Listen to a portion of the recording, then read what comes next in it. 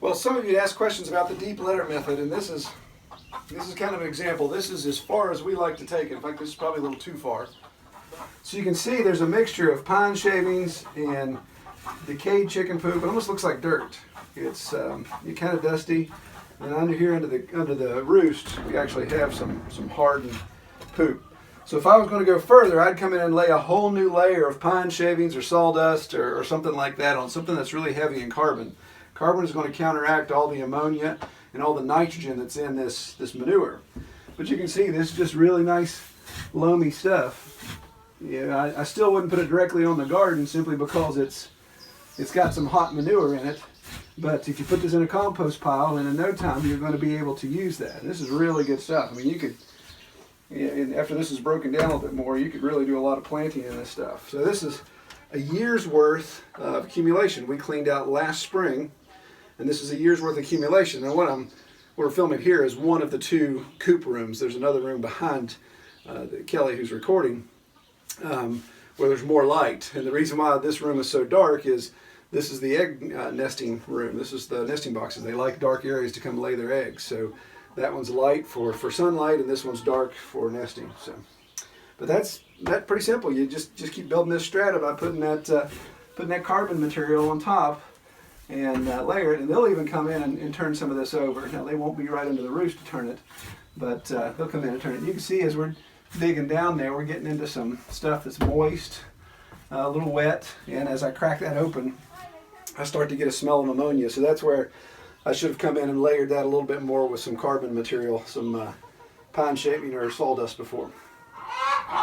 So I've got the chicken coop all cleaned out, and normally I wouldn't add straw as a base layer simply because it doesn't absorb as well as the wood chips or pine shavings.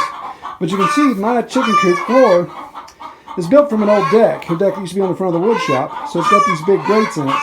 So I'm actually going to take advantage of the fact that the straw mats down pretty good and use that as a base layer, and that'll keep a lot of the chips from falling through and kind of seal that up a little better. So I'm going to put a layer of hay down first, and then we'll put wood chips on the top of it. Well, it's that time where the weaning's done. Mama's all dried up, so we're ready to let the piglets out. But before I do that, I'm over here, by the way, outside of the angle of the camera. Before we do that, we want to worm. And yes, it's still me. I haven't seen any parasite issues with my pigs, but it's kind of just a best practice to worm and just kind of get them going. I like to worm at weaning because, again, I've got them captivated. Worming medicine gets through their system before they would ever become butchered, all those type of things. So that's one step I like to do. Well, if you go back and look at episode 5, that was last year where we wormed after weaning. We were over in our other pasture area. It was a much bigger area where the pigs could have more room to roam around, so it was a little tougher for me to nail down. In fact, I couldn't get one. I had to sneak in there and get it that night after it had bedded down. So with this weaning stall this way, I should be able to have a better control over them. But I have to say, this is, for some reason, this is usually the most stressful time, even more stressful than castration for me, just because I lose my mind, and hopefully we won't catch that on video, me losing my mind and acting like an idiot. But the thing I've done, obviously learning smaller area here, they can't go too far. Still a little jumpy. They can't go too far. But also, I cut back their ration this morning, so they're not as full as they would be this time. They're really hungry, so we're going to use that to our advantage. We're going to put some feed in the buckets there, and that'll get their attention, and then I can hopefully walk around and doe. So I'm going to be using the slap shot. So I'm going to put that together now. So as I've mentioned before, I mentioned this during the castration year. Here we go. Go to our medical kit again. You can never go wrong with having a toolbox put together that you use for any medical needs or emergency needs for your animals. So I have my kit, and I went ahead and put together my syringe. I don't keep it in the box, the toolbox, simply because it's got a glass tube and I don't want things thrown around. So this is broken down after cleaning. Is usually stored in the house so I can keep it clean, keep it all nice. So what I have, of course, is the syringe. and then the slap shot. The slap shot has the needle on the end of it already. So there we go, ready to party. This is an 18 gauge 1 inch needle, and gauge is really important. The larger your dose, like if I was going to worm the sows, then I would want a broader gauge needle, something smaller number, obviously, so bigger diameter. So I want to be able to dispense that worming medicine quicker, because with a sow, you're obviously going to be dispensing a lot more. I'm going to be just less than a milliliter for these guys, but for a 600-pound sow, you may be having to dispense 20 milliliters. So you don't want to be trying to squeeze that out, and it's like you're trying to run a fire hose through a garden hose, that type of volume. So you want to use a larger diameter needle. Pigs love it too when you go with a bigger diameter. But so we're simply going to put that together. Now, again, one thing, and again, I mentioned this in episode 5, I hate to plow the same ground, but since we're kind of showing you what's going on the place, this will be just a documentation of this again. So as you fill up the syringe, my syringe has gradients on it, and I know I've got 12 pigs. I want to be just under a milliliter each, so I'm going to put roughly 12 milliliters in there, but then that doesn't account for all the air I have in here, and obviously I don't want to be injecting air into my pigs. So what I'm going to do is I'm actually going to put a little bit more in the slap shot. Actually, I'm going to put a little bit more in the syringe, and that way I'm going to squeeze out all the air out of the slap shot, and maybe even have just a little bit of waste afterwards, no big deal. But the reason why I don't do exactly 12 and then push it out to push out the air is if 12 is the dose I'm looking for, then I won't have that last little bit of milliliters to squeeze out of there. So I want to go a little bit more. So I'll probably put 15 in it, and if I have a little waste, I have a little waste. It's no big deal.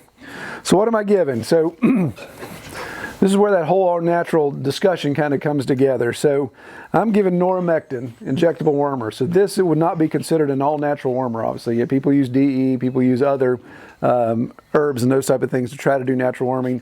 In this situation, since they're so young and it's going to be so long before the life cycle comes in, I am going to use this. Now again, people say, well, then your pigs aren't as clean as other pastured pigs are. Well, it is what it is. I'm just going to go with what I know is going to produce good, healthy pigs, and I've had good luck over the past 5 years, so I'm just going to continue with that. So that's what we'll do. So we'll fill up the syringe. Hello, pigs. Skinny pigs.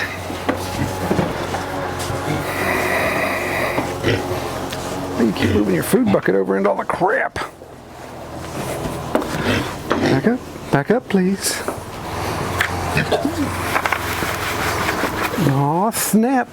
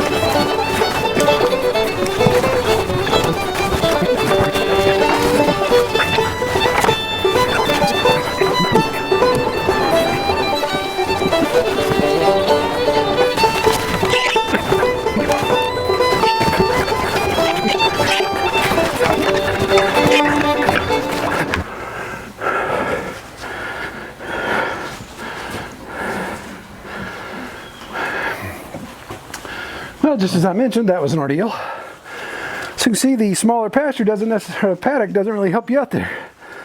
You ended up having to just pin them against the wall, and that was the best way to get them.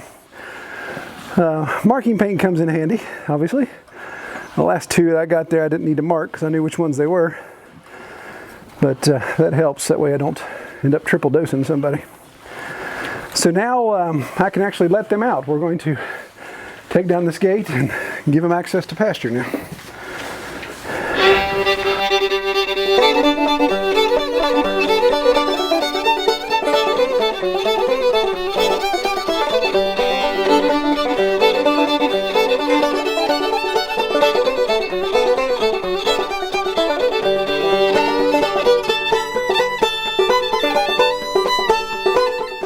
Well, excited to say that I was able to get my grass seed in before the rain came. We were able to get in, and in the last episode I talked about how the ground was too muddy to get in and get all this smoothed down and then get it seeded and mulched before the next rain.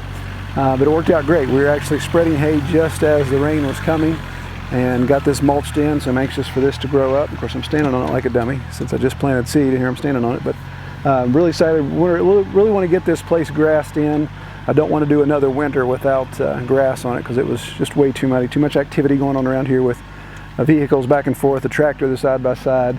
This is the main access to the center of the valley here, so I really wanted to get some grass going to keep it from being a mud pit next winter. One thing that's really neat that I want to share with you all, a gentleman that watches our videos in New York, I believe he is. His name's Todd. Todd sent me a message asking if I had any more Red Tool House hats, which I'm not wearing one right now, am I?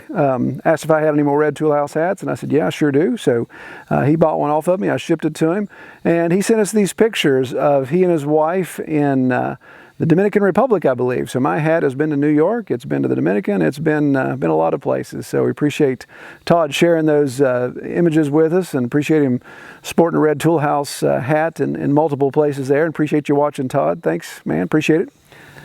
So one more thing I wanted to point out, of course, is it is the month of May as we record this, and this month our giveaway for the email newsletter list is a copy of John Siskovich's book on stress-free chicken tractor plans. Whew, goodness, that's a mouthful. And we're giving that book away, so if you want to be entered in that drawing, just go to our website, redtoolhouse.com, and be sure to sign up for the newsletter. Just click on the button down at the bottom of the home page. Pretty big button, pretty obvious there. Be sure to do that. If you like this video, give us a thumbs up. Be sure to subscribe so you get notified of when we got another video coming out. And check us out on Facebook, facebook.com/Red Tool House Farm. Take care, everybody.